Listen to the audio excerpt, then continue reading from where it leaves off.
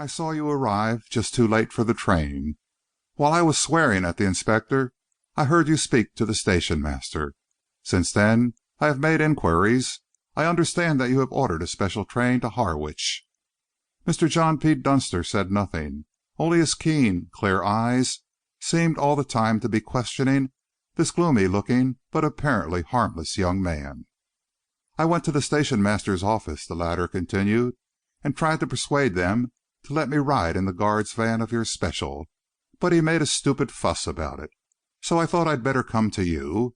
Can I beg a seat in your compartment, or anywhere in the train as far as Harwich?" Mr. Dunster avoided for the moment a direct reply. He had the air of a man who, whether reasonably or unreasonably, disliked the request which had been made to him.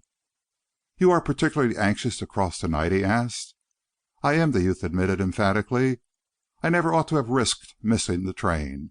I am due at The Hague to morrow." Mr. John P. Dunster moved his position a little. The light from a rain-splashed gas lamp shone now full upon the face of his suppliant. A boy's face, which would have been pleasant and even handsome, but for the discontented mouth, the lowering forehead, and a shadow in the eyes, as though, boy though he certainly was in years, he had already at some time or another looked upon the serious things of life. His nervousness, too, was almost grotesque.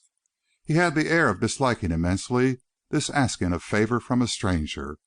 Mr. Dunster appreciated all these things, but there were reasons which made him slow in granting the young man's request. "What is the nature of your pressing business at The Hague?" he asked. The youth hesitated. "I am afraid," he said grimly, "that you will not think it of much importance. I am on my way to play in a golf tournament there." "A golf tournament at The Hague?" Mr. Dunster repeated, in a slightly altered tone. "What is your name?" "Gerald Fentolin." Mr. Dunster stood quite still for a moment. He was possessed of a wonderful memory, and he was conscious at that moment of a subtle appeal to it. Fentolin. There was something in the name which seemed to him somehow associated with the things against which he was on guard. He stood with puzzled frown, reminiscent for several minutes, unsuccessful. Then he suddenly smiled, and moving underneath the gas lamp, shook open an evening paper which he had been carrying. He turned over the pages until he arrived at the sporting items. Here, in almost the first paragraph, he saw the name which had happened to catch his eye a moment or two before. "Golf at The Hague. Among the entrants for the tournament, which commences tomorrow, are several well-known English players, including Mr. Barwin, Mr. Parrott, Mr. Hilliard, and Mr. Gerald Fentolin." Mr. Dunster folded up the newspaper and replaced it in his pocket. He turned towards the young man. "So you are a golfer, are you?" "I play a bit," was the somewhat indifferent reply. Mr. Dunster turned to another part of the paper and pointed to the great black headlines. "Seems a queer thing for a young fellow like you to be worrying about games," he remarked. "I haven't been in this country more than a few hours, but I expected to find all the young men getting ready." "Getting ready for what?" "Why, to fight, of course," Mr. Dunster replied. "Seems pretty clear that there's an expeditionary force being fitted out, according to this evening's paper, somewhere up in the North Sea.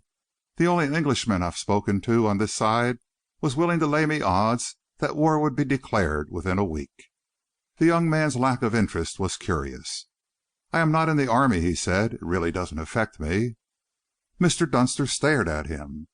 "You'll forgive my curiosity," he said, "but say, is there nothing you could get into and fight if this thing came along?" "Nothing at all that I know of," the youth replied coolly. "War is an affair which concerns only the military and naval part of two countries. The civil population—" "Plays golf, I suppose," Mr. Dunster interrupted. "Young man, I haven't been in England for some years, and you rather take my breath away. All the same, you can come along with me as far as Harwich." The young man showed signs of some satisfaction. "I am very obliged to you, sir," he declared. "I promise you I won't be in the way." The station master, who had been looking through a little pile of telegrams brought to him by a clerk from his office, now turned towards them.